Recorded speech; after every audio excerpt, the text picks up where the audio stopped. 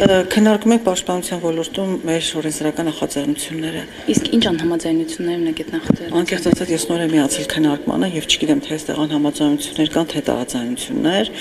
բայց մենք քննարկում ենք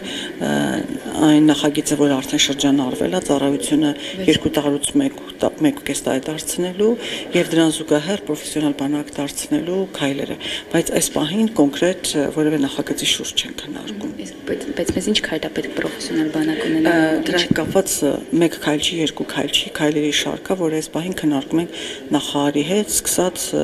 ժամկետից մինչև կարգապահական կանոնագրքային հարաբերություններ տարբեր ու ներսում բուրըն քննարկումը պայմանավորված է նաև մեր նախկինում շրջանառությունից դուրս հանված նախագծով, որտեղ կան ողջամիտ որոշակի դրույթներ,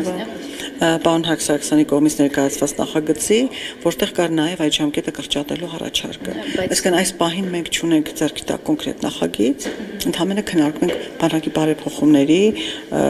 մեր պատկերացած կոնցեպտը։ Վերջիվերջո անդրադարձ կատարվեց Հակսակսյանի նախագծին եւ իր հեղինակած նախագիծը կարող է հնարավոր լինել։ Վերջիվերջո չէ, որովհետեւ դեռ քննարկումը շարունակվում է, ես քննարկմանը միացել եմ 5 րոպե առաջ եւ ընդհանրապես մեկ հարցի շուրջ է, որ եկա տեսակետ հայտնելու։